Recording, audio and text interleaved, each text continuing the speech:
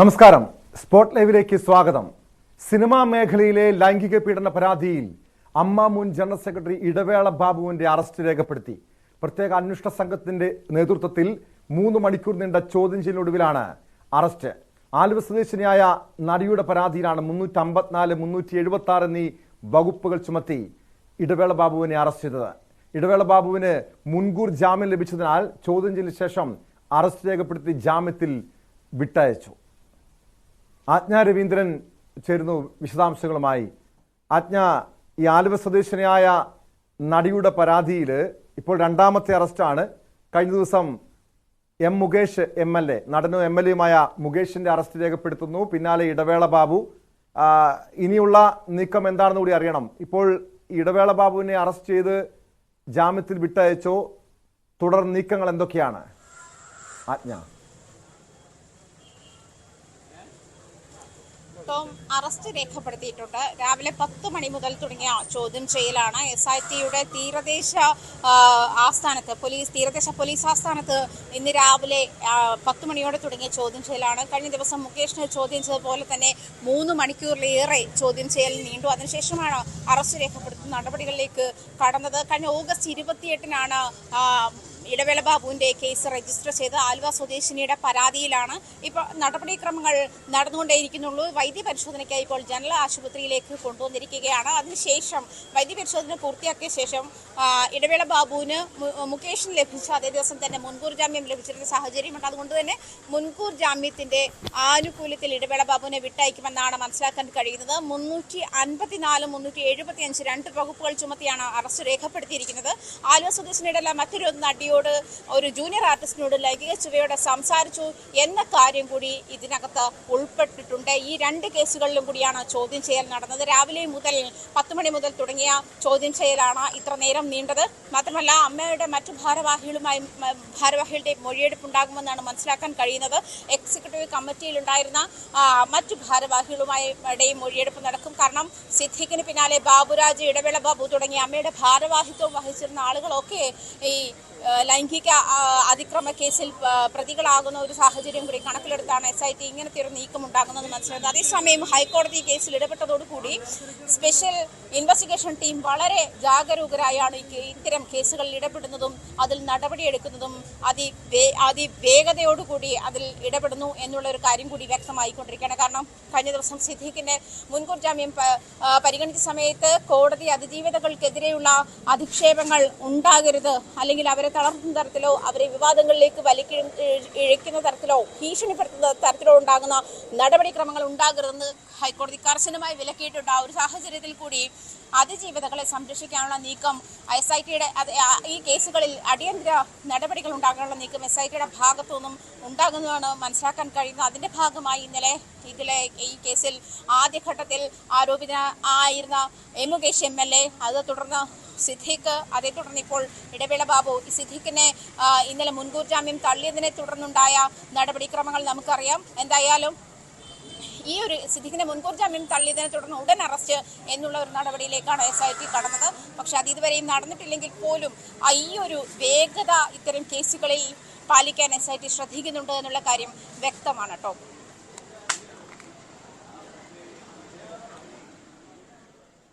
അങ്ങനെയെങ്കിൽ ഇനി അടുത്ത നീക്കം അടുത്തതാരായിരിക്കും? കാരണം ഇപ്പോൾ മുകേഷും ഇടവേള ബാബുവും രണ്ടുപേരുടെയും അറസ്റ്റ് രേഖപ്പെടുത്തിയിരിക്കുന്നു. ഇവിടെ മണിയൻപിള്ള രാജു, ജയസൂര്യ, അഡ്വക്കേറ്റ് VS ചന്ദ്രശേഖരൻ ഉൾപ്പെടെയുള്ള 7 പേരാണ് ഈ കേസിൽ പ്രതിപ്പട്ടികയിലുള്ളത്. അങ്ങനെയെങ്കിൽ നിലവിൽ 2 പേരുടെ അറസ്റ്റ് രേഖപ്പെടുത്തിയ സാഹചര്യത്തിൽ നാളെ അല്ലെങ്കിൽ വരും ദിവസങ്ങളിൽ കൂടുതൽ അറസ്റ്റ് ഉണ്ടാകുമെന്ന് തന്നെ പ്രതീക്ഷിക്കാം. അടുത്തതാരായിരിക്കാം ആജ്ഞ?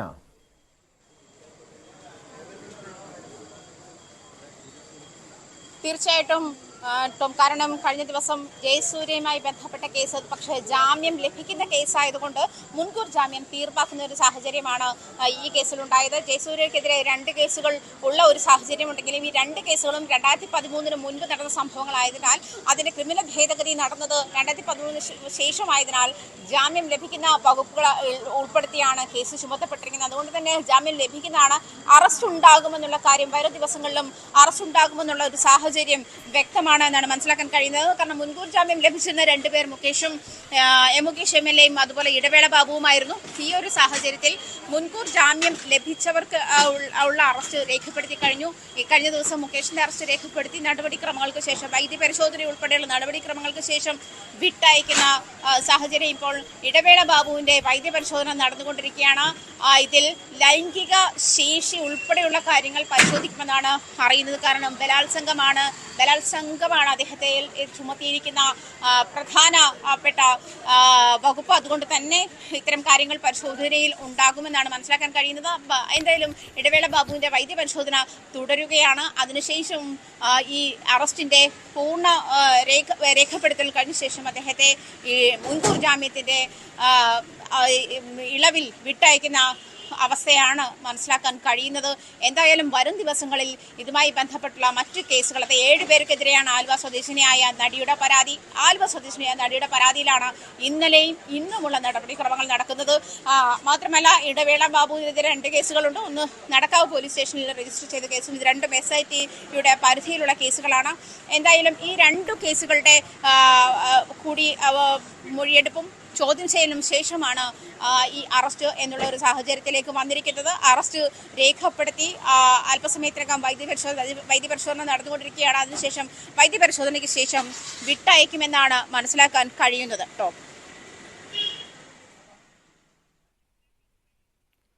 ആജ്ഞ, നിലവിലെ ഈ പ്രത്യേക അന്വേഷണ സംഘത്തിന്റെ പരിധിയിൽ 20-ലധികം കേസുകളുണ്ട്. പ്രത്യേകിച്ചും ഈ സിനിമാ മേഖലയിലെ ലൈംഗിക പീഡന പരാതിയുമായി ബന്ധപ്പെട്ട് അതിലൊന്ന് മാത്രമാണ് ആ ആലുവ സ്വദേശിനിയായ നടിയുടെ പരാതിയിലുള്ള കേസ്. അതിൽ 7 പേർ പ്രതിപ്പട്ടികയിലുണ്ട്. മറ്റു പല കേസുകൾ, സിദ്ദിഖിനെതിരായ കേസിൽ പോലീസിന്റെ അന്വേഷണം നീങ്ങുന്നു. സിദ്ദിഖിനെ കണ്ടെത്താനുള്ള നടപടികളിലേക്ക് കാര്യങ്ങൾ കടക്കുന്നു. മറ്റ് സംവിധായകൻ രഞ്ജിത്ത്, VK പ്രകാശ്, ബാബുരാജ്, നിവിൻ പോളി ഉൾപ്പെടെ നിരവധി താരങ്ങളും സമാനമായ ബലാത്സംഗ കേസിൽ ഉൾപ്പെട്ടിട്ടുണ്ട്. അവർക്കെതിരെ പരാതികളുണ്ട്. ഈ കേസുകളിലെ അന്വേഷണം എങ്ങനെയാണ് നീങ്ങുന്നത് കൂടി അറിയണം. ഒരുപക്ഷെ ഈ ആലുവ സ്വദേശിനിയായ നടിയുടെ പരാതിയിൽ നടപടികൾ പൂർത്തീകരിച്ച ശേഷം മാത്രമായിരിക്കുമോ മറ്റ് കേസുകളിലേക്ക് ഈ അന്വേഷണ സംഘം കടക്കുകയുള്ളൂ?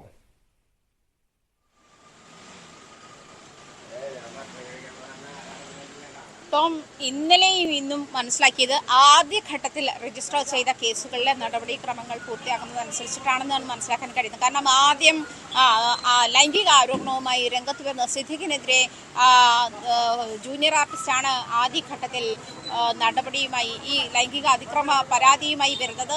അതിനുശേഷമാണ് അമ്മ ജനറൽ സെക്രട്ടറി സ്ഥാനത്തു നിന്നും സിദ്ദിഖിനെ മാറ്റുന്നതും തുടർന്ന് ബാബുരാജിനെ അതിന്റെ ജനറൽ സെക്രട്ടറിയുടെ ജോയിന്റ് സെക്രട്ടറി ആയിരുന്ന ബാബുരാജിനെ ജനറൽ സെക്രട്ടറി താൽക്കാലിക ചുമതല നൽകുന്നതും തുടർന്ന് അടുത്ത ദിവസം തന്നെ ബാബുരാജിനെതിരെയും പരാതി വരുന്നു. അങ്ങനെയാണ് അമ്മയുടെ എക്സിക്യൂട്ടീവ് കമ്മിറ്റി പിരിച്ചുവിടുന്ന ഒരു സാഹചര്യത്തിലേക്ക് വന്നത്, അടിയന്തരമായി പിരിച്ചുവിടുന്ന ഒരു സാഹചര്യത്തിലേക്ക് വന്നത്. തുടർന്നാണ് മുകേഷിനെതിരെയുള്ള പരാതിയുമായി ഈ ആലുവ സ്വദേശിനിയായ നടി മുകേഷ് ഉൾപ്പെടെ ജയസൂര്യ, മണിയമ്പിള്ള രാജു, ഇടവേള ബാബു, അഡ്വക്കേറ്റ് ചന്ദ്രശേഖരൻ, അതുപോലെ 2 പ്രൊഡക്ഷൻ എക്സിക്യൂട്ടീവുകൾ ഇവർക്കെതിരെയുള്ള പരാതിയുമായി ഈ ആലുവ സ്വദേശിനിയായ നടി എത്തുന്നത്. ആ ഒരു സാഹചര്യം കൂടി കണക്കിലെടുത്തിട്ട് ഇപ്പോൾ ആദ്യഘട്ടത്തിൽ രജിസ്റ്റർ ചെയ്തിട്ടുള്ള പരാതികളിലുള്ള നടപടിയും ചോദ്യം ചെയ്യലുമാണ് നടക്കുന്നതെന്നാണ് മനസ്സിലാക്കാൻ കഴിയുന്നത്. ഹൈക്കോടതിയുടെ പരിഗണനയിലിരിക്കുന്ന കേസുകളിൽ എന്തായാലും SIT-ക്ക് ഹേമ കമ്മിറ്റി റിപ്പോർട്ടിന്റെ പൂർണ്ണരൂപം കൈമാറുന്നതുമായി ബന്ധപ്പെട്ട് ഹൈക്കോടതി നടത്തിയ മുന്നോട്ട് വെച്ച നിർദ്ദേശത്തെ തുടർന്ന് അടിയന്തരമായി ഇത്തരം കേസുകളിൽ ഇടപെടാൻ ഉത്തരവുണ്ട് എന്നാണ് മനസ്സിലാക്കാൻ കഴിയുന്നത്. SIT തന്നെ ഇത്തരം കേസുകളിൽ ഹൈക്കോടതിക്ക് വേണം അതുമായുള്ള ബന്ധപ്പെട്ടുള്ള കേസുകളും അതിൻ്റെ അന്വേഷണ റിപ്പോർട്ടുകളും അപ്ഡേറ്റ് ചെയ്യാൻ എന്നും ഹൈക്കോടതി നിർദ്ദേശിച്ചിട്ടുണ്ട്. ഹൈക്കോടതി ഇക്കാര്യത്തിൽ ഇടപെട്ടതോടെ ഹേമ കമ്മിറ്റി റിപ്പോർട്ട് പൂർണ്ണ രൂപം ഹൈക്കോടതിക്ക് സമർപ്പിക്കണമെന്ന് ആവശ്യപ്പെടുകയും ഈ സമർപ്പിച്ച ദിവസം അന്വേഷണ ചുമതലയുള്ള ടീമിനെ, സ്പെഷ്യൽ ഇൻവെസ്റ്റിഗേഷൻ ടീമിന് ഈ ഹേമ കമ്മിറ്റി റിപ്പോർട്ടിന്റെ പൂർണ്ണ രൂപം കൈമാറണം. അത് പഠിച്ച ശേഷം എന്ത് നടപടി സ്വീകരിക്കാൻ കഴിയുമെന്ന് നിങ്ങൾ കോടതിയെ അറിയിക്കണമെന്ന് SIT-ക്ക് നിർദ്ദേശം നൽകിയതിനു ശേഷമാണ് ഈ ഒരു അടിയന്തര ഇടപെടലുകളും ഈ കേസിലെ നീക്കുപോക്കുകളും തകൃതിയായി നടക്കുന്നത് എന്ന് വേണം മനസ്സിലാക്കാൻ. എന്തായാലും ഇതിന്റെ പിന്നിൽ, അതായത് അതിജീവതയ്ക്കെതിരെയുള്ള പരാമർശങ്ങൾക്ക് വിമർശനാത്മകതയോടെ കാണുന്ന ഹൈക്കോടതി നിലപാട് തന്നെ സ്വാഗതാർഹമാണ് എന്ന് വേണം പറയാൻ. കാരണം ഇവരെ ഭീഷണിപ്പെടുത്തുന്ന സിദ്ദിഖിനെതിരെയുള്ള പ്രധാന കേസുകൾ തീർച്ചയായും സിനിമാ മേഖലയിലെ ലൈംഗിക പീഡന പരാതിയുമായി ബന്ധപ്പെട്ട് രണ്ടാമത്തെ അറസ്റ്റ് നടന്നിരിക്കുന്നു. ഇടവേള ബാബുവിനെ അറസ്റ്റ് ചെയ്തിരിക്കുന്നു. കൂടുതൽ പേരുടെ അറസ്റ്റ് ഉണ്ടാകുമെന്ന് തന്നെയാണ് ഈ മണിക്കൂറുകളിൽ ലഭ്യമാകുന്ന ഏറ്റവും പുതിയ വിവരങ്ങൾ. ബലാത്സംഗ കേസിൽ ഒളിവിലുള്ള നടൻ സിദ്ദിഖിനെ പിടികൂടാൻ ഇതുവരെയും കഴിയാത്തതും അന്വേഷണ സംഘത്തെ സംബന്ധിച്ച് വലിയ തിരിച്ചടി തന്നെയാണ്. എറണാകുളത്തും ജില്ലയ്ക്ക് പുറത്തും SITയുടെ പരിശോധന തുടരുന്നു. ഇതിനിടെ സിദ്ദിഖിന്റെ മൊബൈൽ ഫോൺ ഓണായി. സിദ്ദിഖ് കേരളത്തിൽ തന്നെ ഉണ്ടെന്നാണ് സൂചന. അതേസമയം മുൻകൂർ ജാമ്യം തേടി സിദ്ദിഖ് സുപ്രീം കോടതിയിൽ ഇന്ന് തന്നെ ജാമ്യ ഹർജി ഫയൽ ചെയ്യും. ഡാനി പോളും നവമി ദിനേശൻ ചേരുന്നുണ്ട്. ആദ്യം ഡാനിയിലേക്ക്. ഡാനി, ഇന്നലെ ഹൈക്കോടതി ഈ സിദ്ദിഖിന്റെ മുൻകൂർ ജാമ്യാപേക്ഷ തള്ളിയതിന് പിന്നാലെ പോലീസ് പലയിടത്തും വലവിരിച്ചു സിദ്ദിഖിന് വേണ്ടി. പക്ഷെ ഇതുവരെയും കഴിഞ്ഞ 24 മണിക്കൂറിലധികമായി പോലീസ് പലയിടത്തും അന്വേഷിച്ചിട്ടും തെരച്ചിൽ നടത്തിയിട്ടും യാതൊരു വിവരവുമില്ല. അതിനിടെ സിദ്ദിഖിന്റെ ഫോൺ ഓണായി എന്ന് മാത്രം ലഭ്യമാകുന്ന വിവരം. യഥാർത്ഥത്തിൽ ഈ സുപ്രീം കോടതിയെ സമീപിക്കാനുള്ള സാവകാശം ബോധപൂർവം ഈ അന്വേഷണ സംഘം നൽകുകയാണോ സിദ്ദിഖിന്? ഡാനി,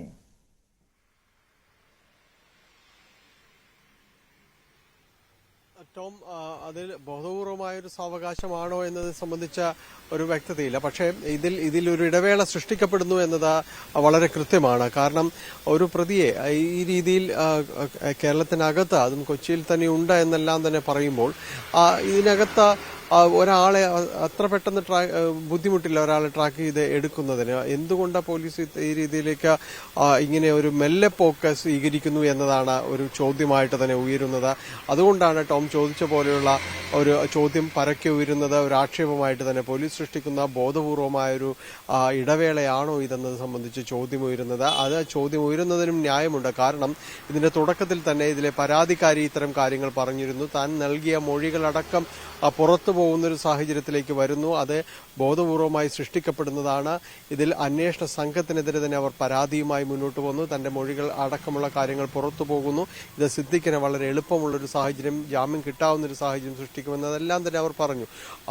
അത്തരം പരാതികൾ നിലനിൽക്കുമ്പോൾ തന്നെയാണ് ഈ രീതിയിലുള്ള ഇടവേളകൾ സൃഷ്ടിക്കപ്പെടുന്നത്. അവിടെയാണ് ഇത് വളരെ ഗുരുതരമായ ചോദ്യം ഉയരുന്നത്. ഇത് ബോധപൂർവമാണോ എന്നത് സംബന്ധിച്ച് എല്ലാവരിലും സംശയം ജനിപ്പിക്കുന്നത്. കാരണം കേരള പോലീസിന്റെ ഒരു മികവുറ്റ അന്വേഷണ സംവിധാനങ്ങളും കാര്യങ്ങളും എല്ലാം ഉണ്ട്. ഒരു പ്രതിയെ അങ്ങ് പെട്ടെന്ന് കൺമുന്നിൽ നിന്ന് ഇല്ലാതാവുന്ന രീതിയിലൊന്നുമല്ല. അവർക്ക് ട്രാക്ക് ചെയ്യാനും സംവിധാനങ്ങൾ അടക്കമുണ്ട്. അതിനിടയിലാണ് ഇന്ന് മൊബൈൽ ഫോൺ സ്വിച്ച് ഓൺ ആയി എന്ന കാര്യമടക്കം പറയുന്നത്. എന്തായാലും ഇത്തരമൊരു സാഹചര്യങ്ങളെല്ലാം ഉള്ളപ്പോൾ പ്രതിയെ ഈ സിദ്ദിഖിലേക്ക് എത്തുന്നതിന് വലിയ തടസ്സമൊന്നുമില്ല. എത്താൻ പോലീസിന് കൃത്യമായി കഴിയും. അതുമാത്രവുമല്ല, ഈ ഹൈക്കോടതിയിൽ ഈ ജാമ്യ ഹർജി പരിഗണിക്കുമ്പോൾ അതിൽ പ്രോസിക്യൂഷൻ വളരെ കൃത്യമായ രീതിയിൽ തന്നെ എതിർത്തത് തെളിവുകളുടെ എല്ലാം തന്നെ അടിസ്ഥാനത്തിലായിരുന്നു. പ്രത്യേകിച്ച് തിരുവനന്തപുരത്തെ ഹോട്ടലിലടക്കം പരിശോധന നടത്തുകയും 10-15 പേരെ മുൻ ജീവനക്കാരെ, അന്ന് ആ കാലത്തുണ്ടായിരുന്ന ജീവനക്കാരെ അടക്കം ചോദ്യം ചെയ്യുകയും വിശദാംശങ്ങൾ ശേഖരിക്കുകയും എല്ലാം തന്നെ ചെയ്തു. അപ്പോൾ സിദ്ദിഖിന്റെ ജാമ്യാപേക്ഷ തള്ളപ്പെടുമെന്ന് ഏതാണ്ട് സൂചനകളെല്ലാം തന്നെ നിയമവൃത്തങ്ങൾക്കുണ്ടായിരുന്നു. അപ്പോൾ പോലീസിന്റെ കൺമുന്നിൽ എല്ലാം തന്നെ സിദ്ദിഖുമുണ്ടായിരുന്നു. സിദ്ദിഖിനെ കൃത്യമായി ആ സമയത്ത് ട്രാക്ക് ചെയ്യാൻ കഴിയുമായിരുന്നു. അങ്ങനെ അറസ്റ്റ് ചെയ്യണമെന്ന്, കസ്റ്റഡിയിലെടുക്കണമെന്ന ഉദ്ദേശമുണ്ടായിരുന്നെങ്കിൽ കൃത്യമായും അതെല്ലാം തന്നെ നടക്കുമായിരുന്നു. അത് ഏകോപിപ്പിക്കാനും കഴിയുമായിരുന്നു. പക്ഷേ ഇപ്പോൾ അത് കഴിഞ്ഞിട്ടില്ല. പിന്നീടുള്ള മണിക്കൂറുകളിലും പോലീസിന് ഒന്നും ചെയ്യാൻ തന്നെ കഴിഞ്ഞിട്ടില്ല എന്നത് തന്നെയാണ്. അപ്പോഴാണ് ഈ ചോദ്യങ്ങളെല്ലാം ഉയരുന്നത്. ഇനി ഏതായാലും സിദ്ദിഖ് സുപ്രീം കോടതിയിലേക്ക് വരും മണിക്കൂറുകളിൽ ജാമ്യ ഹർജി സിദ്ദിഖിൻ്റെത് എത്തും എന്ന് തന്നെയാണ് പ്രതീക്ഷിക്കപ്പെടുന്നത്. അങ്ങനെയെങ്കിൽ അത് പരിഗണിക്കപ്പെടുക ഉടൻ തന്നെ ഉണ്ടാകുമോ എന്നതെല്ലാം തന്നെ സുപ്രീം കോടതിയുടെ മാനദണ്ഡങ്ങൾക്കും അവർ വിവേചനാധികാരത്തിനും ഇടയിലാണ് എല്ലാം തന്നെ പെടുക. പക്ഷേ സുപ്രീം കോടതിയിലേക്ക് ചെല്ലുമ്പോൾ അത് അത്ര എളുപ്പമാവില്ല. കാരണം ഹൈക്കോടതിയിൽ നിന്ന് ഏറ്റവും ഗുരുതരമായ പരാമർശങ്ങളുണ്ട്. അത് സിദ്ദിഖിന് വിനയാകും. പ്രത്യേകിച്ച് ഈ കേസിൽ സിദ്ദിഖ് ഉയർത്തിക്കൊണ്ടുവന്നിരുന്ന ആക്ഷേപങ്ങളുണ്ട്, ആരോപണങ്ങളുണ്ട്. അത് ഈ പരാതിക്കാരിക്കെതിരെയായിരുന്നു. വലിയ രീതിയിൽ തന്നെ അവരെ ഒരു പരിഹാസ കഥാപാത്രമാക്കുന്ന രീതിയിൽ, അല്ലെങ്കിൽ അവരുടെ പരാതിയെ തന്നെ ചോദ്യം ചെയ്യുന്ന രീതിയിലായിരുന്നു. കാലതാമസമുണ്ടായി, പരാതി നൽകുന്നതിലടക്കമുണ്ടായി. സൂചിപ്പിച്ചതുപോലെ അങ്ങനെ ഈ അതിജീവിതമാരെ സമൂഹ മാധ്യമങ്ങൾ അധിക്ഷേപിക്കുന്ന പ്രവണതയാണ് പ്രത്യേകിച്ച് സിനിമാ മേഖലയിലെ ലൈംഗിക പീഡന പരാതിക്ക് പിന്നാലെ പലപ്പോഴും നമുക്ക് കാണാൻ കഴിഞ്ഞത്, സമൂഹ മാധ്യമങ്ങളടക്കം കാണാൻ കഴിഞ്ഞത്. അതിനിടെ സിദ്ദിഖ് സുപ്രീം കോടതിയിൽ ഇന്ന് തന്നെ ജാമ്യ ഹർജി ഫയൽ ചെയ്തേക്കുമെന്നാണ് വിവരം. മുകുൾ റോത്തഗി അടക്കമുള്ള മുതിർന്ന അഭിഭാഷകരുമായി ഇത് സംബന്ധിച്ച് കൂടിക്കാഴ്ച നടത്തിയെന്നാണ് സൂചന. ജാമ്യം നിഷേധിച്ച ഹൈക്കോടതി ഉത്തരവ് സുപ്രീം കോടതിയിൽ ഹാജരാക്കും. നവമി ദിനേശിലേക്ക് കൂടി പോകുന്നു. നവമി, ഈ സുപ്രീം കോടതിയിലേക്ക് സിദ്ദിഖ് നീങ്ങുമ്പോൾ ഇവിടെ ഈ പ്രോസിക്യൂഷൻ, സംസ്ഥാന സർക്കാരിന്റെ നിലപാടേറെ നിർണായകമായിരിക്കും. എന്തായിരിക്കും സർക്കാർ സുപ്രീം കോടതിയിൽ സ്വീകരിക്കുന്ന നിലപാട്?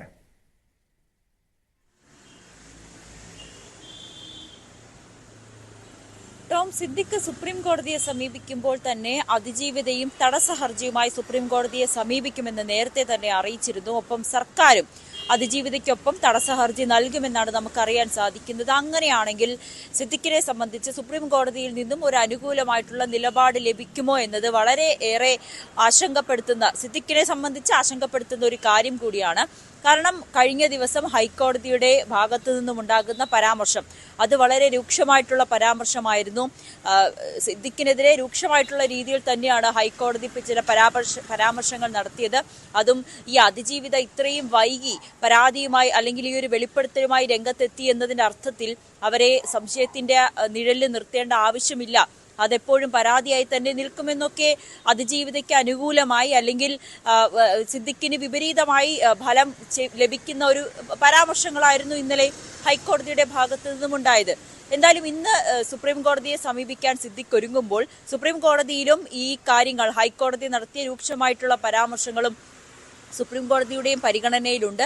എന്നാലും അതിജീവിതയും ഈ തടസ്സ ഹർജിയുമായി രംഗത്ത് മുന്നോട്ട് പോകാൻ തന്നെയാണ് തീരുമാനിച്ചിരിക്കുന്നത്. എന്തായാലും സിദ്ദിഖിനെ സംബന്ധിച്ച് ഇനി വളരെ ആശങ്കപ്പെടുത്തുന്ന ഒരു നിമിഷം കൂടിയാണ്. അതിനിടയിൽ സിദ്ദിഖ് എവിടെയാണെന്ന് പോലും അറിയാൻ സാധിക്കാത്തൊരു സാഹചര്യമാണ്. 11 മണിയോട് കൂടി സിദ്ദിഖിന്റെ ഫോൺ സ്വിച്ച് ഓൺ ആയി എന്ന് നമുക്ക് മനസ്സിലായി. പക്ഷെ അതിലേക്ക് നിരന്തരം വിളിക്കുമ്പോഴും ബിസി ആയിട്ടായിരുന്നു കാണപ്പെടുന്നത്. പിന്നീട് അത് ബെല്ലടിക്കുന്നുണ്ടായിരുന്നെങ്കിലും എടുക്കുന്നില്ല. പക്ഷെ ഇപ്പോൾ മിനിറ്റുകൾക്ക് ശേഷം സ്വിച്ച് ഓഫ് ചെയ്ത നിലയിൽ കാണപ്പെടുകയും ചെയ്തു. എന്തായാലും അതിൽ നിന്ന് വരുന്ന സന്ദേശം നമുക്കറിയാം, കേരളത്തിൽ തന്നെ ഉണ്ടെങ്കിൽ ഈ ബിസി ആയിരിക്കുമ്പോൾ പറയുന്നത് മലയാളത്തിലായിരിക്കും. അങ്ങനെ ഇപ്പോഴും ആ ഫോൺ കേരളത്തിൽ തന്നെയുണ്ട്. ഫോൺ ഉപേക്ഷിച്ച് സിദ്ദിഖ് കടന്നു കളഞ്ഞിട്ടുണ്ടോ, അതോ സിദ്ദിഖിന്റെ കയ്യിൽ ഫോൺ ഉണ്ടോ, ഇതൊക്കെ പല രീതിയിലുള്ള സംശയങ്ങളും ഉയരുന്നുണ്ട്. തന്നെയാണ് അതിൽ നിന്നും ഇന്ന് രാവിലെ ഏകദേശം ഒരു 11 മണിയോട് കൂടി സിദ്ദിഖിന്റെ ഫോൺ സ്വിച്ച് ഓൺ ആകുന്നു. കഴിഞ്ഞ 24 മണിക്കൂറിലധികമായി സ്വിച്ച് ഓഫ് ആയിരുന്ന ഫോൺ സ്വിച്ച് ഓൺ ആയത് പോലീസിനെ സംബന്ധിച്ച് അന്വേഷണത്തിൽ ഒരു പിടിവള്ളി തന്നെയാണ്. പക്ഷേ ആ ഫോൺ കേന്ദ്രീകരിച്ച് മാത്രമാണ് ഇപ്പോൾ അന്വേഷണം നീങ്ങുന്നത്. സിദ്ദിഖ് ഇന്നലെ ഈ മുൻകൂർ ജാമ്യ ഹർജി ഹൈക്കോടതി തള്ളിയതിന് പിന്നാലെയാണ്, അതിനുശേഷം അതല്ലെങ്കിൽ അതിന് മുൻപായിരിക്കാം, തൊട്ടു മുൻപായിരിക്കാം കൊച്ചിയിൽ നിന്നും കടന്നു കളഞ്ഞത്, കൊച്ചിയിലെ വീട്ടിൽ നിന്ന് കടന്നു കളഞ്ഞത് എന്നാണ് അനുമാനം. അങ്ങനെയെങ്കിൽ എവിടേക്ക് പോയി കാണാം? ആദ്യഘട്ടത്തിൽ ഇന്നലെയൊക്കെ പുറത്തു വന്ന വിവരം നെടുമ്പാശ്ശേരിയിലെ ഹോട്ടലിലുണ്ട്, ഇടപ്പള്ളിയിലെ ഹോട്ടലിലുണ്ട്, പിന്നെ വൈകിട്ടോടുകൂടി ആലപ്പുഴയിലെത്തിയെന്ന പല അഭ്യൂഹങ്ങൾ പരന്നിരുന്നു. എവിടെ ഉണ്ടായിരിക്കാം? അങ്ങനെ എന്തെങ്കിലും സൂചനകൾ പോലീസിന് ലഭ്യമായിട്ടുണ്ടോ ഡാനി?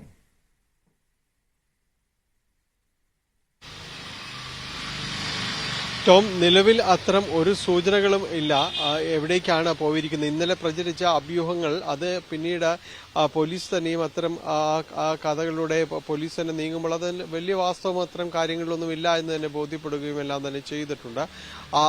സിദ്ദിഖിന്റെ സംബന്ധിയായ കാര്യങ്ങളിൽ യാതൊരു വിവരവും പോലീസിന് ഇപ്പോൾ ലഭിച്ചിട്ടില്ല എന്നാണ് അവർ വ്യക്തമാക്കുന്നത്. ഒപ്പം ഈ മൊബൈൽ ഫോൺ സ്വിച്ച് ഓൺ ആവുന്നു, സ്വിച്ച് ഓഫ് ആകുന്നു, ഇതെല്ലാം പോലീസ് അതിൽ വലിയ രീതിയിലേക്ക് അവിടെ മേഖല മാത്രം ശ്രദ്ധിക്കുന്നില്ല.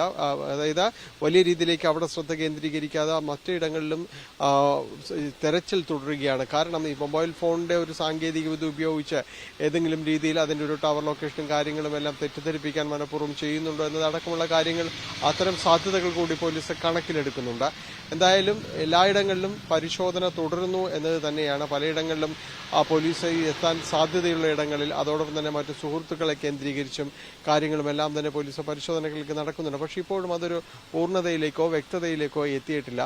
ഒപ്പം കഴിഞ്ഞ ദിവസങ്ങളിൽ ഉണ്ടായിരുന്നത് പോലെ തന്നെ സജീവമായിട്ട് തന്നെ പറയുന്നൊരു കാര്യം, ഈ സുപ്രീം കോടതിയിൽ ഈ നടപടികൾ എത്ര കണ്ട് നീണ്ടുപോകും, അതിൽ എത്ര ദിവസത്തിന്റെ ഒരു ആനുകൂല്യം സിദ്ദിഖിന് ലഭിക്കും, അതോടൊപ്പം തന്നെയാണ് ഈ സിദ്ദിഖിന് സുപ്രീം കോടതിയിൽ നിന്ന് ആനുകൂല്യം ലഭിക്കാനുള്ള ഏതെങ്കിലും ഒരു സാധ്യതയുണ്ടോ എന്നതടക്കമുള്ള കാര്യങ്ങളെല്ലാം പരിശോധിക്കുന്നുണ്ട്. അത് തിരിച്ചടി തന്നെയാണെങ്കിൽ അതുവരെ കാത്തിരിക്കണോ എന്ന ഒരു ചോദ്യവും ഈ കാര്യങ്ങളിലെല്ലാം തന്നെ ഉയരുന്നുണ്ട്. മ്യൂസിയം പോലീസാണ് ഇതുമായി ബന്ധപ്പെട്ട കേസെടുത്തിരിക്കുന്നത്. അവിടെ നിന്ന് 2 സ്ക്വാഡുകൾ ഇവിടേക്ക് എത്തിയിട്ടുണ്ട് എന്നതും സ്ഥിരീകരിക്കുന്നുണ്ട്. കാരണം ഇവിടെ ഒരു തെരച്ചിൽ അത്തരം കാര്യങ്ങൾ ഏകോപിപ്പിക്കുന്നതിനെല്ലാം തന്നെ ഇവിടേക്ക് എത്തിയിട്ടുണ്ട് എന്ന് പറയുന്നു. എന്തായാലും കൊച്ചി കേന്ദ്രീകരിച്ചുള്ള ഒരു തെരച്ചിൽ കാര്യങ്ങൾ നടക്കുന്നു. പക്ഷേ സിദ്ദിഖ് എവിടെ എന്നത് സംബന്ധിച്ചൊരു വ്യക്തമായ സൂചനകളിലേക്ക് എത്താനായിട്ട് ഇതുവരെയും അന്വേഷണ സംഘത്തിന് കഴിഞ്ഞിട്ടില്ല എന്നത് തന്നെയാണ് വാസ്തവം. എന്തായാലും ആ രീതിയിലാണ് അത്തരം വിവരങ്ങൾ നമ്മളിലേക്കും എത്തുന്നത്, അന്വേഷണ സംഘത്തിൽ എത്തുന്നത്. കൃത്യമായി ലൊക്കേറ്റ് ചെയ്യാൻ കഴിഞ്ഞിട്ടില്ല എന്ന് തന്നെ അവർ പറയുന്നു. ഇനിയുള്ളത് സുപ്രീം കോടതിയിലേക്ക് നീങ്ങുന്നതിന് ഏതെങ്കിലും രീതിയിലുള്ളൊരു സാവകാശമോ കാര്യങ്ങളോ എങ്ങനെ ബോധപൂർവമായൊരു നീക്കങ്ങളുണ്ടോ എന്ന കാര്യങ്ങളെല്ലാം തന്നെ സംശയത്തിലാണ്. ഡാനി, ഈ സിദ്ദിഖ് കൊച്ചിയിൽ നിന്ന് കടന്നു കളഞ്ഞത് സുഹൃത്തിന്റെ കാറിലാണ്, മകന്റെ കാറിലാണെന്ന് പല രീതിയിലുള്ള സംശയങ്ങളുണ്ട്. സിദ്ദിഖിന്റെ കുടുംബാംഗങ്ങൾ ഇപ്പോൾ എവിടെയാണുള്ളത്? എങ്ങനെയായിരിക്കാം സിദ്ദിഖ് ഇവിടെ നിന്ന് രക്ഷപ്പെട്ടത് എന്നെ സംബന്ധിച്ച് എന്തെങ്കിലും സൂചനകൾ ലഭ്യമായിട്ടുണ്ടോ?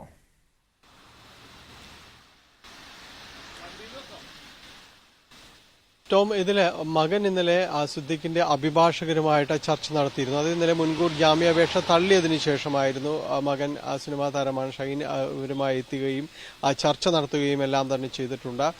ഇന്ന് രാവിലെ ആലുവയിലുള്ള വീട്ടിൽ അന്വേഷണ സംഘം ഇതുമായി ബന്ധപ്പെട്ട ചില പരിശോധനകൾക്ക് വേണ്ടി അവിടെ എത്തിയിരുന്നു. പക്ഷേ കുടുംബാംഗങ്ങൾ രാവിലെ അവിടെ ഉണ്ടായിരുന്നു. പിന്നീട് അവർ പുറത്തേക്ക് പോകുന്നു. അവർ പോലീസ് സംഘം എത്തുമ്പോൾ ആരും തന്നെ ഇവിടെ ഉണ്ടായിരുന്നില്ല. അവർ പുറത്തു പോകുന്ന വിവരം തൊട്ടടുത്ത വീടുകളിൽ പറഞ്ഞിട്ട് അവർ പുറത്തേക്ക് പോയി എന്നാണ് പറഞ്ഞിരിക്കുന്നത്. അവർ പുറത്തേക്ക് പോവുകയാണെന്ന് പറഞ്ഞ് അടുത്ത വീട്ടിൽ പറഞ്ഞതിന് ശേഷമാണ് അവർ പോയിരുന്നത്. ഇതിനുശേഷമാണ് പോലീസ് സംഘം ഇവിടെ എത്തുകയും കുടുംബാംഗങ്ങളുമായി ബന്ധപ്പെട്ട ഏതെങ്കിലും രീതിയിലുള്ള ഒരു കമ്മ്യൂണിക്കേഷൻ നടന്നിട്ടുണ്ടോ എന്നതടക്കമുള്ളൊരു കാര്യങ്ങൾ ചോദിക്കുന്നതിന് വേണ്ടി തന്നെയായിരുന്നു എത്തിയത്. എന്തായാലും വലിയ കാര്യമായ ഒരു ഫലം അവിടെ നിന്ന് ഉണ്ടായിട്ടില്ല. പിന്നീട് ഞാനിപ്പോൾ ഇവിടെ നിൽക്കുന്നത് ഈ പടമുകളിലുള്ള വീട്ടിലാണ്, പടമുകളുടെ വീടിന് മുന്നിലാണ്. പക്ഷേ ഇവിടെ ഈ സമയം ഇത്രയും കഴിയുമ്പോൾ പോലീസിൻ്റെതായ ഒരു രീതിയിലുള്ള ഒരു അന്വേഷണമോ കാര്യങ്ങളോ ഒന്നും ഇവിടെ വന്നിട്ടില്ല. ഇവിടെ ആരും തന്നെ ഇല്ല. എങ്കിലും പോലീസ് ഒരു തിരച്ചിൽ എത്തുമോ എന്ന കാര്യത്തിൽ പലരും തന്നെ ഇവിടെയുണ്ട്.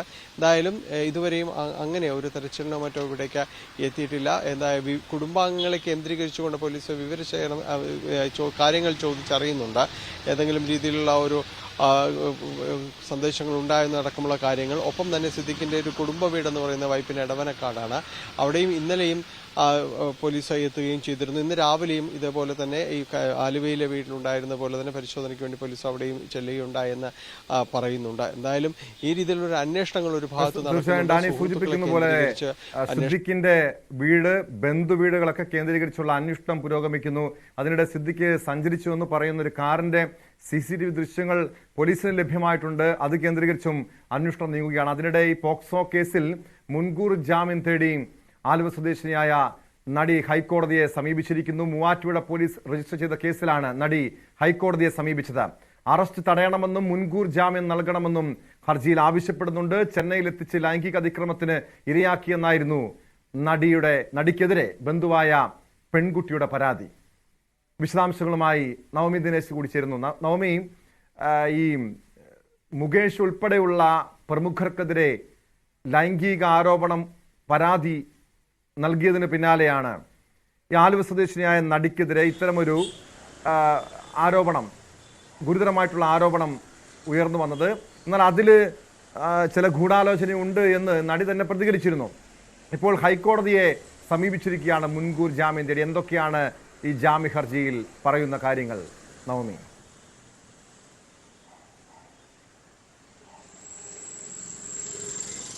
ആലുവ സ്വദേശിയായ ഈ നടി മുൻകൂർ ജാമ്യാപേക്ഷയിൽ പറയുന്നത് അറസ്റ്റ് തടയണം, ഒപ്പം തനിക്ക് മുൻകൂർ ജാമ്യം നൽകണം. ഈ കേസ് തനിക്കെതിരെ നടക്കുന്നത് ഒരു ഗൂഢാലോചനയാണ് എന്ന കാര്യമാണ് ഈ ഹർജിയിൽ പറയുന്നത്. ഈ കേസിന് ആസ്പദമായ സംഭവം, ഈ പെൺകുട്ടി, പരാതിക്കാരിയായ പെൺകുട്ടി അത് 10ാം ക്ലാസ് കഴിഞ്ഞ് നിൽക്കുന്ന സമയത്താണ് ബന്ധു കൂടിയായ ആലുവ സ്വദേശിയായ ഈ നടി സിനിമയിൽ അവസരം നൽകാമെന്ന് വാഗ്ദാനം ചെയ്തുകൊണ്ട് ചെന്നൈയിലേക്ക് വിളിച്ചു വരുത്തുന്നു. അന്ന് ഈ ആലുവ സ്വദേശിയായ നടി ചെന്നൈയിലായിരുന്നു കുടുംബത്തോടൊപ്പം താമസിച്ചത്. അന്ന് ഈ ബന്ധു കൂടിയായിട്ടുള്ള പരാതിക്കാരിയും പരാതിക്കാരിയുടെ അമ്മയും കൂടിയാണ്. അന്ന് 10ാം ക്ലാസ് കഴിഞ്ഞിട്ടേ ഉണ്ടായിരുന്നുള്ളൂ, അതായത് പ്രായപൂർത്തിയാകുന്നതിന് മുൻപ്.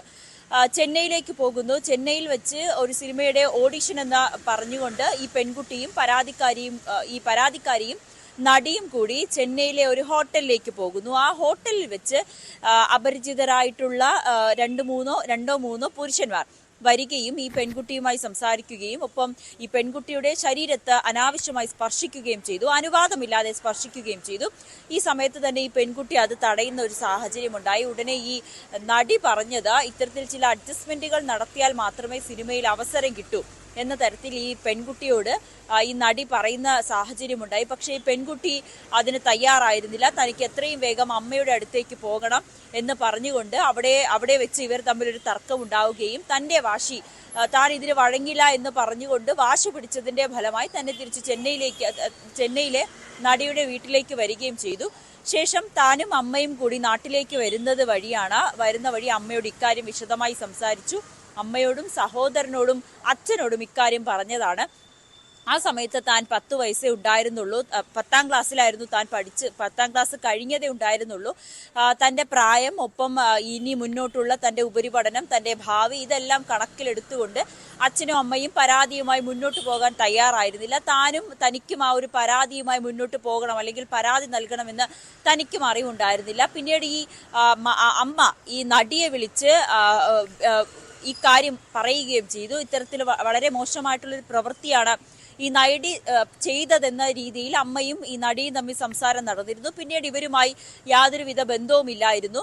പക്ഷേ ഇപ്പോഴൊരു പരാതിയുമായി രംഗത്തെത്താൻ കാരണം, ഇപ്പോൾ ഈ സിനിമാ മേഖലയിലെ അത് പ്രമുഖരായിട്ടുള്ള നടന്മാരായ ജയസൂര്യ, ഇടവേള ബാബു, മുകേഷ്, മണിയമ്പിള്ള രാജു അടക്കമുള്ളവർക്കെതിരെ, ഒപ്പം മൊത്തത്തിൽ സിനിമാ രംഗത്തിലുള്ള 7 പേർക്കെതിരെ ലൈംഗികാരോപണ പരാതിയുമായി ഈ നടി രംഗത്തെത്തിയ സാഹചര്യത്തിലാണ് ഇവർ ഈ പരാതിക്ക് അടിസ്ഥാനമായിട്ടുള്ള കാര്യം തനിക്കറിയില്ല. പക്ഷെ ഇവർ മാധ്യമങ്ങൾക്ക് മുന്നിൽ വന്നിരുന്ന് പറയുന്നത് കേൾക്കുമ്പോൾ അത് താൻ അനുഭവിച്ചത്, ഇവരിൽ നിന്ന് തന്നെ അത്തരത്തിൽ മോശം അനുഭവം തനിക്കുണ്ടായി.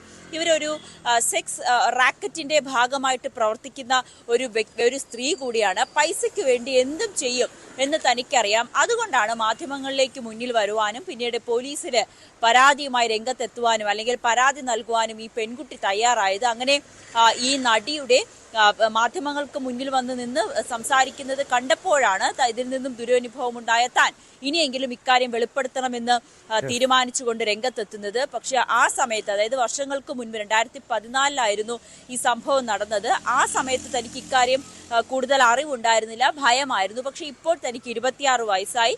ഇപ്പോൾ തനിക്ക് ഭയമില്ല. അതുകൊണ്ടാണ് ഇനി നിയമ നടപടികളുമായി മുന്നോട്ട് പോകാൻ രംഗത്തെത്തിയതെന്ന് കൂടി പരാതിക്കാരി പറയുന്നുണ്ട്. എന്തായാലും ഈ നടി കൂടി ഹൈക്കോടതിയെ സമീപിച്ചിരിക്കുകയാണ് മുൻകൂർ ജാമ്യം തേടിക്കൊണ്ട്. ടോം, യെസ്, വ്യക്തമാണ്. നവമി ദിനേശാണ് വിവരങ്ങൾ നൽകിയത്. പോക്സോ കേസുമായി ബന്ധപ്പെട്ടാണ് ആലുവ സ്വദേശിനിയായ നടി മുൻകൂർ ജാമ്യം തേടി ഹൈക്കോടതിയെ സമീപിച്ചിരിക്കുന്നത്. തൃശൂർ പൂരം കലക്കലിൽ തുടരന്വേഷണത്തിന് സർക്കാർ. ആ വാർത്ത വിശദമായി പരിശോധിക്കാം ഇടവേളയ്ക്ക് ശേഷം.